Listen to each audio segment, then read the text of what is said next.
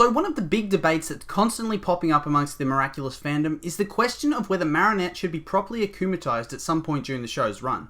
Generally, this sort of thing is often bogged down by the fact that those arguing either love or hate her character, and so struggle to be impartial as to whether it would be a positive or a negative plot point, or whether it would help or hinder the show going forward. I realise that Asterix already made it quite clear that this isn't going to happen, but that doesn't mean it's not a topic worth discussing at all though.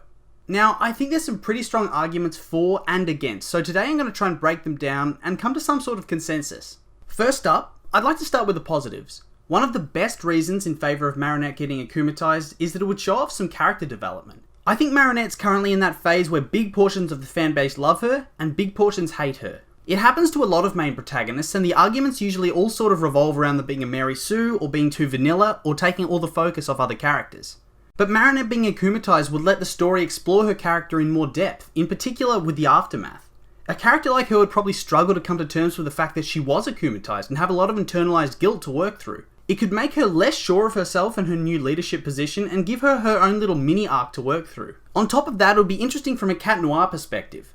Cat Noir's never really been in a position where he's unable to fall back on her assistance. He'd be completely on his own trying to battle her akumatized self, and this could show off some character growth that we haven't seen previously. In particular, it would be interesting to see how Adrien works through being able to fight against Ladybug, who he views as his true love. For Ladybug and Cat Blanc, it was far easier because she doesn't view him that way because she doesn't know that he's actually Adrien. Seeing him trying to juggle not wanting to hurt her against trying to save her could make for an interesting dynamic. Plus, we know that his cataclysm can destroy Akumas, so it's not like he couldn't save the day.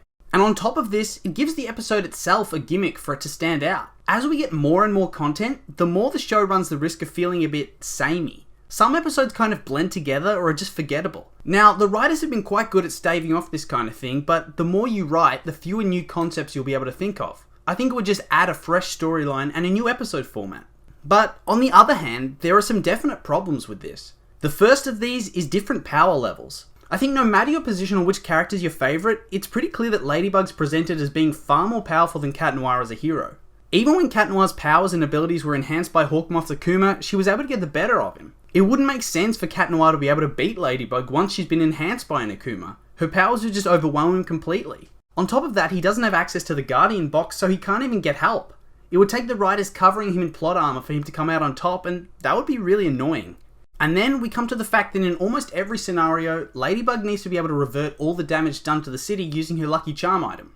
Any battle between one of the big heroes or villains is bound to get pretty explosive, so there'd need to be damage that needs to be repaired. But the problem is, Cat Noir doesn't have an equivalent power to do this. This means the context in which they have to fight needs to be really, really specific. It pretty much means it has to be a battle in an alternate world, just like in Cat Blanc. But then that would damage the originality of that episode and make it just look like a rehash of a previous storyline.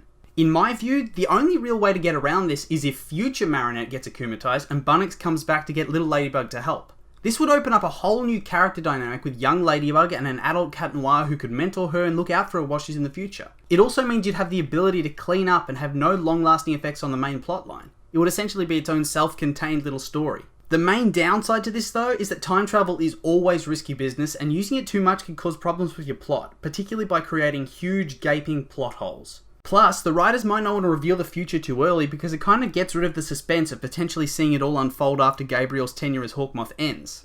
Based on all these factors, whilst I think that Marinette getting akumatized would create a very interesting scenario from which rich and deep character development and multiple storylines could be derived, it's probably best to leave that particular storyline on the writing room floor. I think we've reached a point where it's unfeasible for that kind of storyline to play out without seeming like a stretch. And so if they go through with it, there'd be a high likelihood it either has gaping plot holes, would just be disappointing, or it would feel like a rehash of Cat Blanc. But that's just my opinion, and what's yours? Do you have any ideas about how Marinette could be akumatized? How would you want that to play out? Or would you prefer that they just leave that idea to gather dust and not be used? Let me know.